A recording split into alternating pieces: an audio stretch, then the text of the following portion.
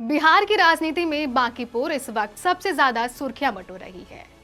गुरुवार को यहां उपचुनाव के लिए वोटिंग तो समाप्त हो गई, लेकिन असली रोमांच अभी बाकी है।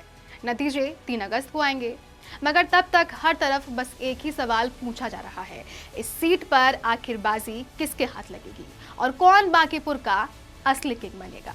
इस बार बांकीपुर में करीब 34% वोटिंग हुई, जो पिछले विधानसभा चुनाव के मुकाबले करीब 7% कम है।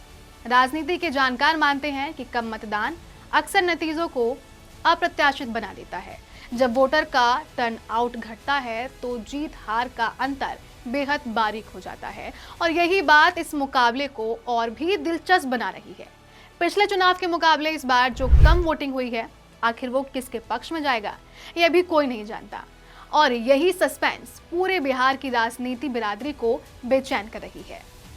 इस सीट पर कुल 26 उम्मीदवारों ने अपनी दावेदारी पेश की थी, लेकिन सबसे ज्यादा चर्चा इन 3 की रही: भाजपा, आरजेडी और जन सुराज पार्टी के प्रशांत किशोर, जिन्होंने पहली बार खुद चुनावी मैदान में कदम रखा है। भाजपा इस सीट पर 1995 से लगातार काबिज है, यानी करीब 3 दशकों का अटूट दबदबा रहा है।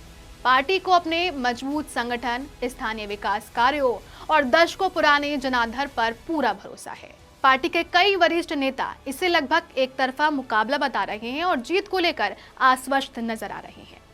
दूसरी तरफ प्रशांत किशोर, जो वर्षों तक पर्दे के पीछे रहकर चुनावी रणनीतियां गढ़ते रहे, कई बार नेताओं और पार्टियों को सत्ता तक पहुंचाया, लेकिन अब पहली बार खुद मैदान में उतरे हैं।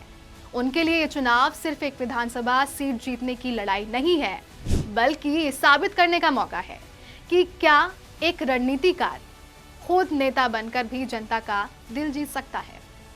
तीसरी तरफ है आरजेडी, जिसकी उम्मीदवार पिछली बार करीब 50,000 वोटरों के भारी अंतर में हारी थी।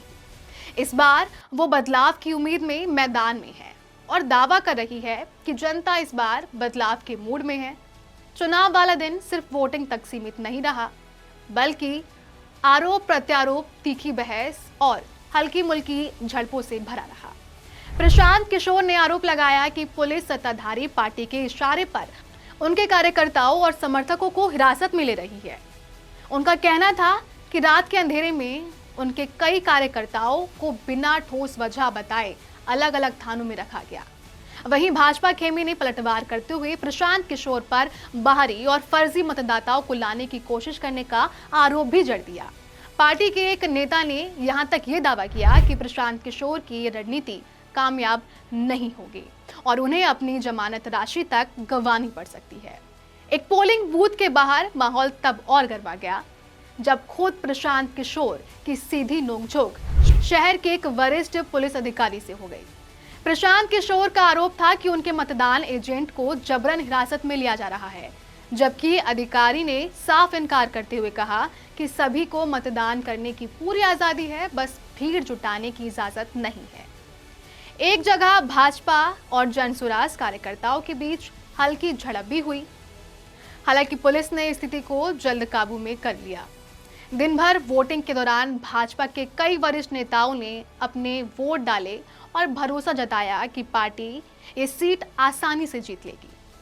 कुछ नेताओं ने तो प्रशांत किशोर को सीधे तौर पर बाहरी और सोशल मीडिया की सनसनी फैलाने वाला बताया और दावा किया कि वो मुकाबले में तीसरे नंबर पर सिमट कर रह जाएंगे। आरजेडी उम्मीदवार ने भी भाजपा पर एजेंट के जरिए मतदाताओं को प्रभावित करने की कोशिश का आरोप लगाया और खुद की जीत को लेकर भी पूरा भरोसा जताया। यानी हर पार्टी अपनी जीत को लेकर 100% आश्वस्त नजर आ रही है, और यही बात इस चुनाव को और रहस्यमयी बना देती है। जब तीनों पक्ष इतने आत्मविश्वास से भरे हैं, तो असली तस्वीर सिर्फ काउंटिंग के दिन ही साफ होगी। इस सीट आने वाले वक्त में बिहार की राजनीतिक तस्वीर का एक ट्रेलर साबित होने वाला है। उपचुनाव के नतीजे अक्सर बड़े चुनावों से पहले पार्टियों के हौसले और जनता के मूड को भांपने का जरिया बन जाते हैं। भाजपा के लिए नाक की लड़ाई है। 3 दशक से जिस किले पर उसका झंडा लहरा रहा है, उसे बचाना उसकी साख का सवाल बन गया है। अगर ये सीट हाथ से निकली तो ये सिर्फ एक सीट का नुकसान नहीं, बल्कि एक बड़ा राजनीतिक संदेश होगा। लेकिन सबसे ज्यादा दांव पर किसी का कुछ लगा है तो वो है प्रशांत किशोर का भविष्य। ये चुनाव प्रशांत किशोर के लिए सिर्फ जीत हार का सवाल नहीं बल्कि उनके पूरे राजनीतिक सफर की दिशा तय करने वाला है। अगर वो जीतते हैं तो जन सुराज पार्टी को बिहार की राजनीति में एक नई पहचान, नया आत्मविश्वास और आने वाले चुनावों के लिए एक मजबूत जमीन मिलेगी। ये जीत साबित करेगी कि रणनीतिकार से नेता बनने का उनका सफर कामयाब रहा। लेकिन अगर हार हुई तो सवाल उठना लाजमी है, क्या एक शख्स जो सालों तक दूसरों को जिताने की रणनीति बताता रहा, खुद जनता का भरोसा जीतने में नाकाम रहा?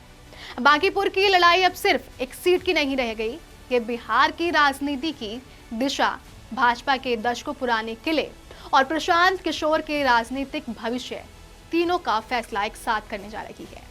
3 अगस्त का दिन सिर्फ मतगणना का दिन नहीं होगा, ये तय करेगा कि बिहार में एक नया राजनीतिक अध्याय शुरू होता है या पुराना समीकरण एक बार फिर कामयाब रहता है। तब तक के लिए कहानी अधूरी है, सस्पेंस बरकरार है और पूरा बिहार टकटकी लगाकर 3 तारीख का इंतजार कर रहा है। अब सवाल आपसे है, जवाब आपको देना है। हम एग्जिट पोल की बात नहीं कर रहे, हम सवाल आपसे कर रहे हैं। क्या इस बार बांकीपुर में सच में बदलाव की बयार बहेगी या भाजपा एक बार फिर अपना पुराना किला बचा ले जाएगी? कमेंट में बताइए आपका दाव किस पर है। और ऐसे ही देखते रहिए अनकोट मीडिया।